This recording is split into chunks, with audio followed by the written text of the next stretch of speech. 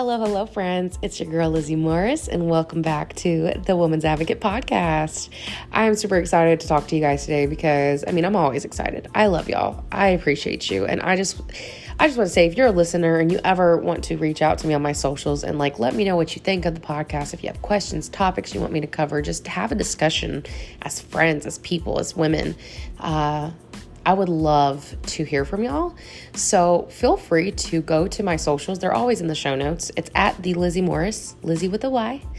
And, if you want to share out the podcast, cool. If not, if you want to just talk, I'd love that. I just wanted to say that before we get started because I know that if you've listened to any of the episodes or if you're listening now, there's something that you resonate with. There's something that clicks differently in your mind that makes you want to or choose to click on my podcast or listen to me when you could be literally doing anything else. And so I just want to say thank you for that.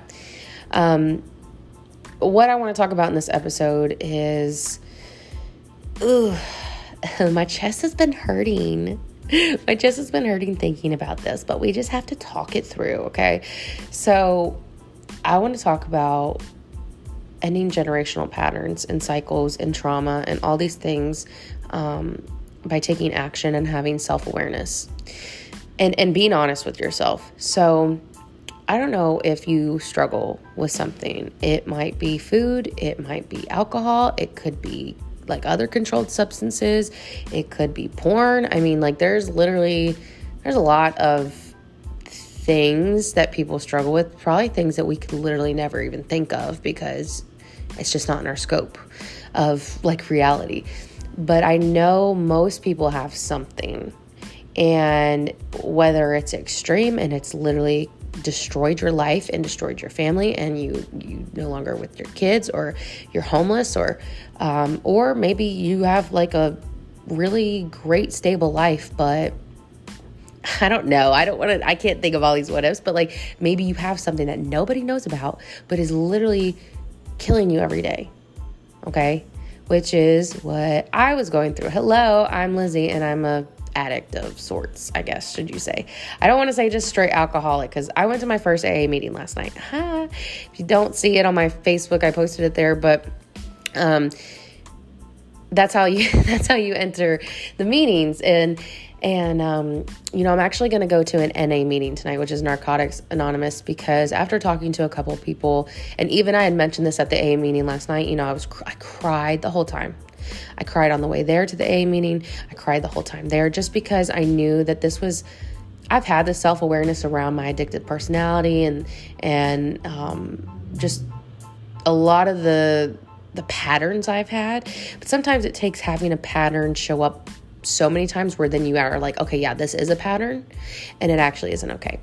But anyway, so I was talking to a friend, and I had mentioned it yesterday that I struggle with alcohol, but alcohol is not the main problem. It's really dysregulated nervous system, and I don't know, it's not excuses, it's just what it is. It's that I can bounce from one addiction to the next or whatever, but I do know I can never pick up alcohol again, period. That just has to be a decision I have to make. That alcohol does nothing for me in my life. It makes me overeat. I can't remember things the next day, it makes me go to the bathroom a lot. It just, all these, there's a lot more to it, right? It literally is poison. Alcohol is poison, actually. So it's not great. It doesn't serve me in my life, period. So I know I can't do that. But I've struggled with other things, just the addictive personality, feeling like I need something, instant gratification, or, I was vaping for a while, and I did quit that as well. And I'll tell you, that one's hard.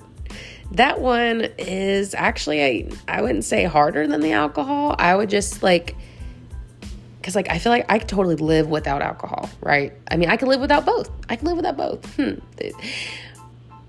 But alcohol was more of a pattern that would show up every couple months, or something. It's kind of, the timing's weird with having back-to-back kids. Obviously I didn't drink when I was pregnant and all that. But, this is about, I would say, in the last couple weeks, months. I wouldn't say months, probably just a couple weeks. ago that I saw myself coping with alcohol. And this was one of those things that like no one knew I was struggling with. First off, I didn't want to admit that I had a problem. This was, I think, the second or third, might have been the second, honestly. I think it's the second time that I had really noticed I was using alcohol. Does that make sense? I wasn't just like drinking sometimes. I was using alcohol, abusing alcohol. And that's the difference. So I was using alcohol, like after the kids went to sleep, you know, like I just wanted to feel like I could calm down. You know, I just wanted to feel like I could just not think about anything and just blur it all for a minute, because this postpartum period, I will tell you guys, it's been fucking hard. And it's not an excuse to go binge drink when your kids are sleeping. It's not. But that's what happened. And drinking makes me want to go eat. It makes me so not productive. And not only that, like I said, I was vaping, and sorry for the pauses. I'm just like, you know, admitting it so loudly is like, that's the self-awareness. I had been thinking about this for, like I said, weeks. You know, I was sick last week. I haven't drank in a while. Like I said, threw my vapes away, did all the things. Okay, doing the steps. But I've known this for a couple weeks that, like, Elizabeth, you literally have to stop. You cannot keep doing this. You cannot keep doing this. You are literally going to kill yourself. You are going to die. Seriously, and not like in some anxiety, hypochondriac way. Like, this will kill you. Like, actually, it will. You know what happens when you drink right before you go to bed? Your insulin's high all night. Like, I'm already have insulin resistance. I mean, all of these things. Like, this is not a joke. And what was really scary, I'll tell you the scary part, and I'm very, very grateful I got sick, because I feel like last week, I basically did nothing. I just had time to sit there. I slept a lot, but I just had time to really sit there. I wasn't on my phone. My eyes burned looking at the screen, you know. Because right before then, even though I knew it was bad, I had this awareness. I was like, this is all these things. But I was like, I can't imagine in the midst of that, okay? Because I can see it now, but in the moments, like, I can't imagine a life not ever having alcohol again or vaping, period. I could not. The thought of going the rest of my life, and not every day, but like to never do it again, it scared me, actually. And that honesty with myself was, it feels like a punch to the gut a little bit, right? And at the same time, I'm like, it's a monster. If I feel like I can't survive or function or continue on with the next 6 months of life or the next year or whatever without these substances, then something's really wrong. And I'm doing this for myself at this point, for sure. But the same thing that had me get my shit together with my food addiction was my kids. I was 365 pounds before I got pregnant, or I was way before I got pregnant with my first. And I had been big, gained and lost weight my whole life. Always had food was my vice up until, a certain point. And I got to a place where, I was 365 pounds, and I had a drinking problem back then too, by the way. A drinking stage, a drinking era, shall we call them, drinking eras. I have had 2 or 3 drinking eras in my couple years, last 10 years. And that went on for months and months because I didn't have kids. That actually went on for a lot longer because now I have children. I'm like, I literally can't fuck around like this. This is ridiculous. It's immature. It's stupid. It's irresponsible. It's all these things. But I knew I would never get pregnant being 365 pounds. I could barely take care of myself. My whole body hurt all the time. My periods were abnormal. I'm like, you can't even take care of yourself. How are you going to take care of kids, sis? And so like there was this motivation, I guess, to want to get pregnant and like have a family and all this. But the drive was that I knew it was going to kill me too. I knew I was going to die from food addiction. I mean, I could barely get out of bed. It like felt like I was 80 years old getting out of the bed every day. I was 20, 21. I mean, I was like a child basically. And that's how I felt in my day-to-day life. I felt ancient. So I've been at a rock bottom. It's just it looks different now. And I felt like where I got in the last couple weeks was a new rock bottom where this is kind of getting scary for me. And I think, there's a lot of people out there that it doesn't get scary for them until they're homeless, living in the crack house or whatever. But like, I'm terrified right now. And I think it's having these honest conversations and also growing up watching other addicts. I mean, my dad was an alcoholic. He died with alcohol in his system. So many people that I know, not even just my family, like people I grew up with in school. I mean, even if it's hard, like different drugs, I mean, there are kids that are dying because of this monster called addiction, okay? And so I just want to say that if you are struggling, if you have a vice, if you don't need someone to tell you, because guess what? No one told me I had a problem.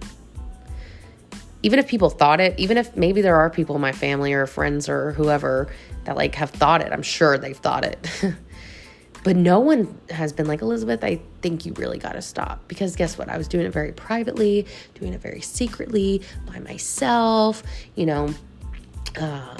at night, would refrain from posting on social media, wouldn't talk to people. I mean, here and there, I've told a couple friends, I have a problem. When I went to Vegas, I told a handful of people, like, I really have a problem. And they were there for me. And it was just constantly having that awareness and that conversation and finally taking action on it, which was me going to the AA meeting last night. So if you have that, if you have the will and the desire to be better and do better and change, and you don't want to see, I can't control what my kids do when they're older, but I can do my best to not be their first bad influence, their first drug dealer, really. Like, my dad had me sipping on alcohol as a baby. Was he getting me drunk? No, but who gives alcohol to a damn child? Like, what? I'm not going to normalize this shit for my kids because I don't want my children, my boys, to be 20-something years old and first off, not have a mom. I would be so mad at myself in the afterlife because, listen, I don't know if y'all are into the woo-woo. I would be so angry. I would never be able to forgive myself. I wouldn't be here, but if I left my kids without a parent when I could have done something about it. And secondly, I don't want them to be that age and trying to go to AA meetings and figure out their life. I mean, there's nothing wrong with going to that and figuring it out. But like, if I can avoid it as much as possible, I would really, really like to do so. And that's why I said I was so private with it. I'm so big on ending generational trauma. I'm so big. That's my thing on my social media. That's a big message that I push out. Do better than our parents did. And that's why when I have struggled with whatever I've struggled with, I mean, there's things I've shared, but when I was in the depths of these alcohol eras, I'm in the closet. I'm by myself because I'm like, I feel so stupid. I'm like, what's wrong with you? Like, why, anyway, so I just want to say that I didn't mean to laugh like that, but it's crazy. It's crazy how much, even when I would do the DARE program in school and like, I knew I could never do heroin, knew I couldn't do crack, knew couldn't do cocaine. I mean, I knew that like I could not ever touch those drugs, period, or opiates. Like I'm very grateful I've had that at least, where I'm like, you literally can't do that because you actually would die. You'd be like dead tomorrow. I've always known that because I know myself and I've seen people die from it. But admitting that you have a problem is the first step without like releasing the shame and understanding that, like, first off, addiction is a disease, period. I'm not here to argue with people. It's a disease. That shit is, it's like from childhood. It's literally crazy, okay? But doesn't mean, let me tell y'all what the back of this chip says, my AA chip. It says, God grant me the serenity to accept the things I cannot change, courage to change the things I can, and the wisdom to know the difference. And so, I mean, they didn't explain it in detail, but I take that as, maybe I can't change the fact that addiction runs through my veins or that I've made mistakes. But you know what I can change? I can make the change to not pick up alcohol ever again, no matter how hard it is. I can make the change to not vape again, which I have to keep saying it out loud or else I will go buy one. Like, that's alcohol? No. A vape? Oh my God. I have to keep telling you guys that or else I'll go do it, And so I just talk to someone that you feel safe with. Start telling a few people. I'm not saying there's not a right or wrong way. There's just a way. And then you got to pave it. And so for me, that looked like telling a couple close friends here and there.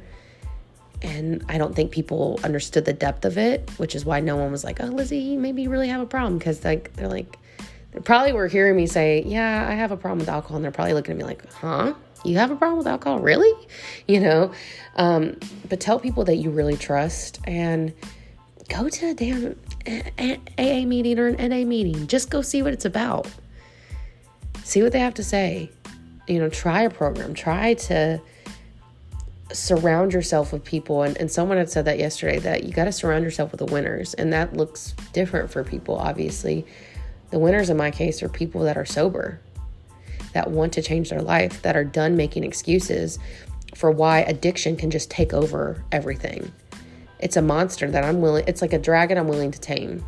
I don't know how it all works. I know it's a 12-step program. They read this stuff yesterday. I don't know it all by heart. I don't know anything really, but I do know that it ends with me. Like this alcoholism that is so normalized and this addictive culture we live in. Like, I'm so over it and I'm so disgusted, honestly. To the point where I'm like, I just have to start talking about it more, and just be open, because I know I can only imagine how many people are actually struggling. If I'm so open about and how I am about all these things, I can only imagine people that are not open, and that really don't feel comfortable sharing or really are scared to talk about the problems they have in their life, because it's lonely feeling like something's wrong with you or something's broken. And you're not broken. But I want to say, you might be here to fix the pieces that were left behind from others. My dad died before he could right his wrongs. He literally died from addiction at 35. And I'm not mad at him for it, but now, as an adult at 26, I have choices to make, and I have a decision to go down that path like he did, and like how many other people I've seen do the same, that have literally done nothing with their lives because they're drunk every night. Or can I make a difference and change my life and change all the generations to come, because I say it stops with me. And no one has to know your story or know how you feel on the inside to understand what that means to you, except for you. People think, there are some people in my circle that do think that I'm really dramatic with my trauma, and you should be okay by now. Only you know what you went through in your life and the struggles you face with and the addictions you have. Only you know how it affects you and your body and your spirit and your soul and your day-to-day life. Only you do. So don't let other people come in and tell you, you should be fine, like you're okay. No. If you know you're not, accept it. Have that honest, sincere moment with yourself. Be a little more aware. Continue to build that awareness. And then take action to do something different. Seriously. Nothing changes if nothing changes. And you making that small decision, even it should be for you. It really should be for you. But I'm here to tell you that when we make these decisions that we're making that maybe feel small or feel scary, or like my stomach's been in knots for like 2 days now, okay? Just opening up about it. Like I feel scared all the time. But how many people are going to be changed by this? You really never know. So I love you guys. I appreciate you. I don't know if this was all over the place or whatever. I just had to spill my heart out and let you guys know that I'm here.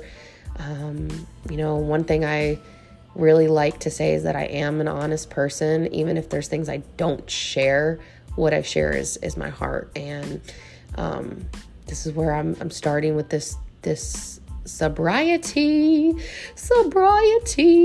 from alcohol, and it's going to be, I don't know, it's going to be fun. It's going to be fun. It's so fun. I just said that so nonchalantly, but you guys understand what I'm saying. So I'm going to cut this off. Would I be silly to make it like 2222? I might try to make it like 2222 because I love me some angel numbers. But if you guys, like I said, if you found anything useful in this podcast, please make sure to share it out. Check the show notes, check out all my resources, all my information. I would love to hear from you guys. And yeah, y'all are awesome. I appreciate all of my listeners and everyone who tunes in, and I can't wait to share more episodes and more on this healing journey. Love you guys. Appreciate you, and I'll see you next time. Bye.